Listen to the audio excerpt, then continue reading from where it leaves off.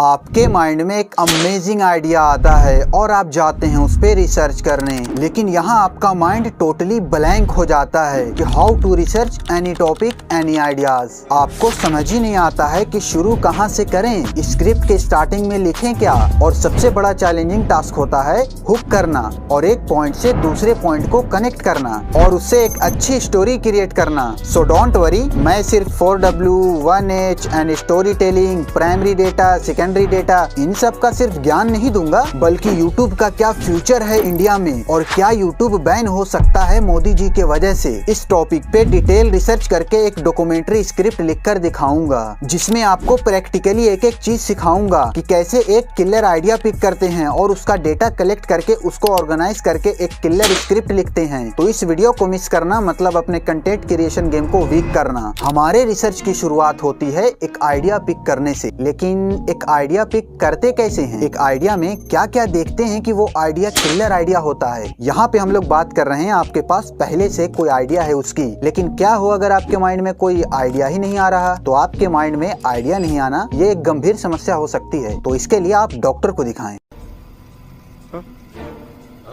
देखो, हम लोग डायरेक्टली बात करते हैं व्यूज से कंपेयर करके। कोई भी वीडियो आइडिया हो उस पे दो तरीके से व्यूज आएगा, पहले धीरे धीरे व्यूज आएगा और हमेशा आता रहेगा, दूसरा एक बार में ही बहुत सारा व्यूज आएगा और आगे जाकर रुक सकता है। इसे कहते हैं ट्रेंडिंग टॉपिक। अब ट्रेंडिंग टॉपिक भी दो तरह का होता है, एक जो अपने आप बनता है, इस पे किसी का कंट्रोल नहीं होता है, और दूसरा ट्रेंडिंग टॉपिक खुद से क्रिएट किया जाता है, कंट्रोवर्सी क्रिएट करके या फिर इमेज की दूसरी साइड पकड़ के। अब इमेज की दूसरी साइड क्या है, देखो मैं आपको सिर्फ किलर आइडिया निकालने का फॉर्मूला बता रहा हूँ। ये फॉर्मूला से आप कहीं से भी कोई सा भी टॉपिक निकाल पाओगे। अब वही मैं आपको पुराना घिसा पिटा तरीका नहीं बता रहा हूँ कि यूट्यूब सर्च करो, गूगल सर्च करो और गूगल ट्रेंड का यूज करो, ये सब फालतू है। आइडिया निकालने के लिए सिर्फ दिमाग लगाओ और उसे किलर आइडिया बनाने के लिए थोड़ा सा रिसर्च करो, दैट्स इट। अब जानते हैं इमेज की दूसरी साइड क्या है और कैसे हम लोग उसका यूज करके एक नॉर्मल टॉपिक को भी ट्रेंडिंग बना सकते हैं। अब ध्यान से सुनना, हर एक इमेज की दो साइड होती है, एक पॉजिटिव और एक निगेटिव। जैसे 2024 के इलेक्शन के टाइम मोदी जी ने राम मंदिर का उद्घाटन किया तो सभी लोग वीडियो बना रहे थे मोदी जी के सपोर्ट में, या फिर ऐसे कहें तो एक एक करके विकेट आउट हो रही थी अपोजिशन की। सारे अपोजिशन या तो जेल जा रहे थे या फिर किसी न किसी तरह उसके साथ कुछ गलत हो रहा था, जैसे ईडी सीबीआई की इंक्वायरी वगैरह। तो सभी लोग इसके सपोर्ट में वीडियो बना रहे थे, लेकिन वहीं इन सबको इलेक्शन का मुद्दा बनाते हुए ध्रुव राठी ने इमेज की दूसरी साइड चुना और मोदी को डिक्टेटर बना दिया। अब डिक्टेटर का प्रूफ देने के लिए ध्रुव राठी ने रिसर्च भी वैसे ही किया कि सिर्फ निगेटिव साइड ही दिखाया जाए। अब यह रिसर्च का हिस्सा है कि किसी भी कंपनी का या कोई इंसान का या कोई प्रोडक्ट का एक साइड का इमेज ले रहे हो अगर, अब चाहे वो पॉजिटिव हो या निगेटिव, लेकिन आप सिर्फ एक साइड का ले रहे हो तो सिर्फ उसी साइड का रिसर्च किया जाता है अपने उस इमेज को फुल प्रूफ करने के लिए, या बोले तो अपने उस पॉइंट को सही साबित करने के लिए। तो ये रिसर्च वाले में डिटेल से बताऊंगा। ओके, अब देखो, मैंने बोला था कि ट्रेंडिंग टॉपिक दो तरह का होता है, एक ऑटोमेटिक होता है, दूसरा खुद से क्रिएट किया जाता है इमेज की निगेटिव साइड पकड़ के। जैसे मणिपुर में वायलेंस हुआ था, ये ऑटोमेटिक ट्रेंडिंग टॉपिक था, लेकिन ध्रुव राठी का डिक्टेटर बोलना ये ट्रेंडिंग क्रिएट किया गया था। वैसे ही किसी भी कंपनी के साथ या किसी भी चीज के साथ अचानक से कुछ घटना हो जाए या वो अनएक्सपेक्टेड कोई स्टेप ले ले जिसपे एज ए क्रिएटर आपका कोई कंट्रोल नहीं है, तो वो ऑटोमेटिक ट्रेंडिंग हुआ। जैसे अगर किसी कंपनी में आग लग गई या वैसे ही कोई घटना घटी हो तो यह ऑटोमेटिक हुआ, जिसपे आप सिर्फ खबर दे सकते हैं कि हाँ ये हुआ और इससे इतना लोगों का नुकसान हुआ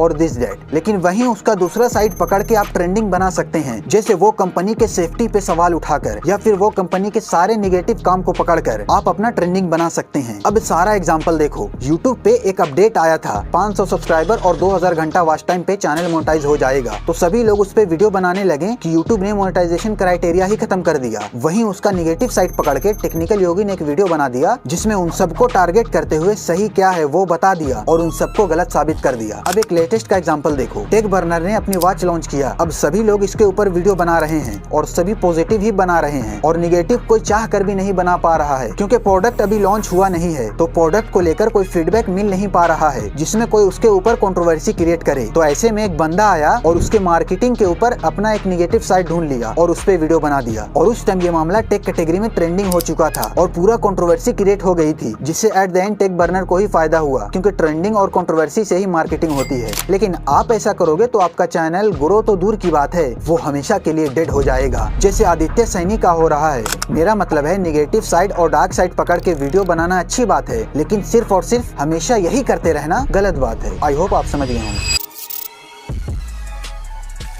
अगर अभी भी आपको आइडिया की कमी लग रही है तो दूसरों का कॉपी करना सीखो। इंस्पिरेशन सभी लोग लेते हैं, इसमें कोई गलत नहीं है, बस तरीका अलग होता है। अपने निच के सारे चैनल को सब्सक्राइब कर लो, चाहे वो बड़ा हो या छोटा। अब ध्यान से सुनो, उन सबके चैनल पे जाओ और पिछली 10 वीडियो देखो, और सर्चेबल वीडियो बनाना है तो पिछले 1 साल में देखो, और पुराना देखना है तो खुद का भी दिमाग लगा लेना या फिर अदर कंपटीटर पे भी जाकर वेरीफाई कर लेना। उसके सब्सक्राइबर को देखकर व्यूज का अंदाजा नहीं लगाना है, उसके पिछले 10 वीडियो का व्यूज देखना है, और उसके कंपैरिजन में अगर एवरेज से 1.5x ज्यादा व्यूज आए तो इसका मतलब वो एक हॉट टॉपिक है। सॉरी, अभी वो सिर्फ एक टॉपिक है, ना कि हॉट टॉपिक। अब उसे हॉट टॉपिक बनाना होगा, तो उसके लिए सबसे पहले जानेंगे कि उसकी पहचान कैसी है मार्केट में, और उसकी निगेटिव इमेज कैसी है। बेसिकली वो मार्केट में कैसे जाना जाता है, निगेटिव या पॉजिटिव। अगर आप जरा सा भी एक्टिव रहेंगे तो हल्ला गुल्ला से पता चल जाएगा, या रिसर्च के दौरान बार बार जो चीज सामने आएगी बस वही है वो चीज। जैसे आईफोन का मार्केट में कैसा हल्ला है, यही ना कि उसे शो ऑफ के लिए लिया जाता है और उसे EMI पे ले रहे हैं। वैसे ही KTM छपरियों की बाइक है, टेक्निकल गुरुजी गोल्ड के लिए, मनोज दे वर्सेस ऐप का प्रमोशन, सैमसंग फोन वर्सेस चांद की AI वाली photo, Modi ji versus dictator versus चंदा धंधा वर्सेस मीडिया वर्सेस गोदी मीडिया, अंबानी वर्सेस फ्री का आदत लगाओ। अब तक आपको एक आइडिया मिल गया और उस आइडिया का सारा साइड निकाल कर उससे एक किलर आइडिया बना लिया, लेकिन अभी भी आपको उसके ऊपर रिसर्च स्टार्ट नहीं करना है। How to research any topic any ideas. आपके पास एक आइडिया है और उसके डिफरेंट साइड भी। अब आपको अपना एक क्राइटेरिया फिक्स करना है कि आपको क्या बताना है और कितना बताना है। मतलब आपको अपना डायरेक्शन फिक्स करना है कि आपको किधर चलना है, आपको कौन कौन से पॉइंट को कवर करना है और उसका डायरेक्शन डिसाइड करना है। क्योंकि बताने के लिए बहुत कुछ होगा, सारा आपको कवर थोड़ी करना है। आपको जितना जरूरत है और जो इम्पोर्टेंट लगता है, बेसिकली आपकी जो साइड है उससे रिलेटेड ही आपको पहले ही डिसाइड कर लेना है कि क्या क्या बताना है और उसके कौन से साइड की बात करना है। ठीक है, तो क्राइटेरिया फिक्स करके आपको एक टेम्पलेट बना लेना है। जैसे अगर मैं यूट्यूब बैन वाले टॉपिक पे बात करूं तो अच्छा, ये तो आगे करके दिखाऊंगा ही, तो अभी क्यों आपका टाइम वेस्ट करना। सो बस आप इतना समझिए कि क्राइटेरिया फिक्स करके एक टेम्पलेट बना लीजिएगा टॉपिक का, तब जाकर आप एक टारगेटेड रिसर्च कर पाएंगे। क्योंकि आपका गोल क्लियर होगा कि आपको चाहिए क्या, और फिर उसको अच्छे से ढूंढ पाएंगे। और इसी के साथ आप एक सेल्फ वैल्यू भी ऐड कर सकते हैं। जैसे उस वीडियो के बनाने के पीछे एक मकसद भी होना चाहिए, मतलब उसके पीछे सोसाइटियल वैल्यू होनी चाहिए। आप उस वीडियो से कोई मैसेज देना चाहते हो या फिर सॉल्यूशन देना चाहते हैं। जैसे अगर आप आईफोन के क्रेज के ऊपर वीडियो बना रहे हैं तो फिर एंड में उसका एक सॉल्यूशन दे दीजिए, या एजुकेशन ट्रैप के ऊपर वीडियो बनाएंगे तो एंड में उसका सॉल्यूशन देने का ट्राई कीजिए। ये आपको पहले ही सोच के चलना है ताकि प्रॉब्लम सॉल्विंग माइंड से रिसर्च कर पाएंगे और आप एक यूनिक वैल्यू क्रिएट कर सकते हैं। व्हाई बेटर देन व्हाट पे बात करके, क्या हुआ है इससे अच्छा है क्यों हुआ है ये बताइए। क्योंकि व्हाट तो हर कोई बता देगा और जो एक्टिव रहेगा वो तुरंत बता देगा, लेकिन एक डिफरेंट एंगल लेना बहुत मुश्किल है कि क्यों हुआ। तो क्राइटेरिया फिक्स करके आपने वीडियो टेम्पलेट बना लिया और सेल्फ वैल्यू भी ऐड हो गया। अब रिसर्च स्टार्ट होगा और एकदम इसी स्टेप में आपको रिसर्च करना है। कुछ सोचने की जरूरत नहीं है, सारा आंसर आपको अपने आप मिलेगा। तो आपके पास जो टॉपिक है, सबसे पहले उससे 4W 1H पूछना है, why, where, what, who and 1H how. जैसे आईफोन के केस में आईफोन का क्रेज कहाँ ज्यादा है,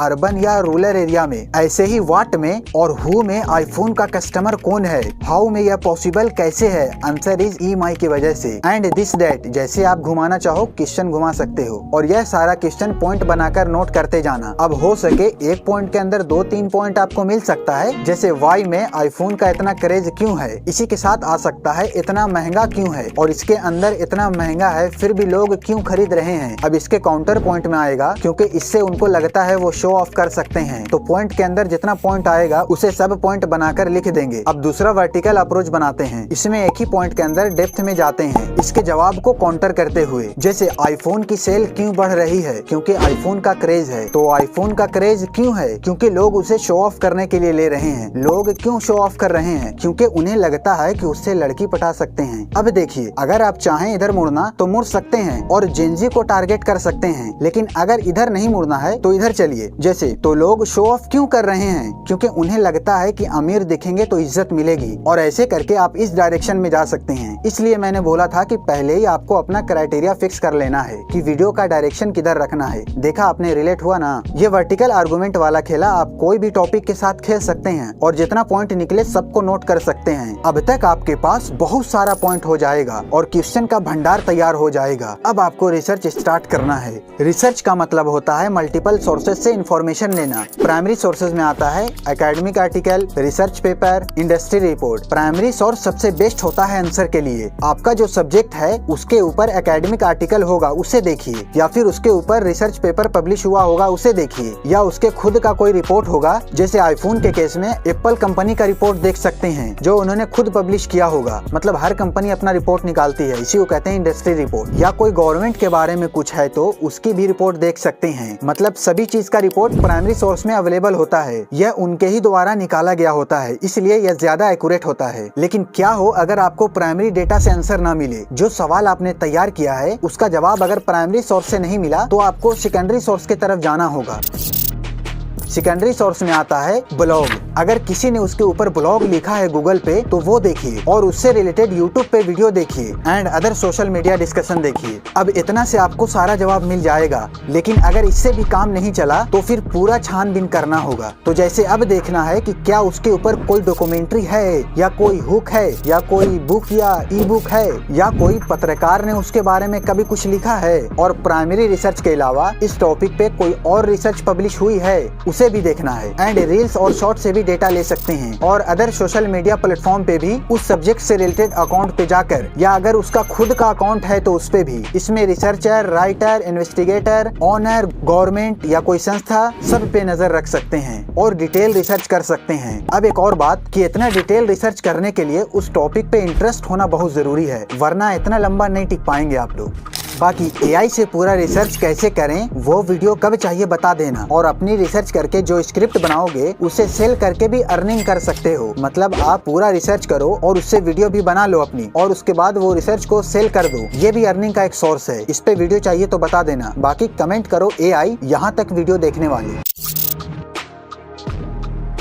अब तक आप लोगों ने सारा डेटा कलेक्ट कर लिया है, लेकिन उसको सिस्टमेटिक वे में प्रेजेंट नहीं कर पाएंगे तो फिर क्या फायदा इतनी अच्छी रिसर्च करने का। फियर एंड एक्साइटमेंट क्रिएट करके ऑडियंस के इमोशन के साथ खेलना होगा। एक अच्छी स्क्रिप्ट हमेशा स्ट्रक्चर्ड फॉर्म में होती है जो व्यूअर को नेचुरली फॉलो करने का एक्सपीरियंस देती है। इसमें 3 मेन पार्ट्स होते हैं, इंट्रो, मेन बॉडी और आउट्रो। लेकिन इंट्रो से मेन बॉडी और मेन बॉडी से आउट्रो में सीमलेस ट्रांसफर होना चाहिए, जिससे व्यूअर को टाइम ही ना मिले कुछ और सोचने का, और एक सेगमेंट से दूसरे सेगमेंट में स्मूथली ट्रांसफर हो जाए। जैसे देखो, इंट्रो में अब ये नहीं होना चाहिए कि आज मैं आपको ये बताऊंगा और फिर आप अच्छी अच्छी लाइन दो और फिर बोलो कि चलो वीडियो शुरू करते हैं, और फिर मेन वीडियो स्टार्ट करो और लास्ट में बोलो कि ये सब था आज की वीडियो में। अगर आपको वीडियो अच्छी लगी तो लाइक, सब्सक्राइब और शेयर, और ऐसे वीडियो खत्म कर दो। नहीं, ऐसे बोरिंग तरीके से आपको स्क्रिप्ट नहीं लिखना है, और ना ही स्क्रिप्ट को ऐसे 3 सेक्शन में बांट कर लिखना है। मतलब स्क्रिप्ट के 3 पार्ट तो होते हैं, लेकिन उसको अपने माइंड में रखना है। स्क्रिप्ट पे वो दिखना नहीं चाहिए। जैसे इंट्रो की जगह हुक करना है और आउट्रो की जगह CTA means call to action. अभी प्रैक्टिकली करके दिखाऊंगा आगे, डोंट वरी। ओके, तो और मेन बॉडी में आपको पैटर्न इंटरप्ट करना है, मतलब बीच बीच में पैटर्न तोड़ना है और फियर एंड एक्साइटमेंट क्रिएट करते रहना है। जब एक अच्छी लाइन बोलो तो नेक्स्ट पल उसके काउंटर में एक लाइन दो। जब प्रॉब्लम बताओ तो सॉल्यूशन दे दो, फिर एक न्यू प्रॉब्लम या न्यू कंफ्यूजन दे दो। ऐसे ही करते हुए पैटर्न बनाए रखना है आपको, और फिर अपना एक सेल्फ वैल्यू ऐड करके स्मूथ सीटीए दे दो। अब चलो प्रैक्टिकल लिखना शुरू करते हैं। वेट,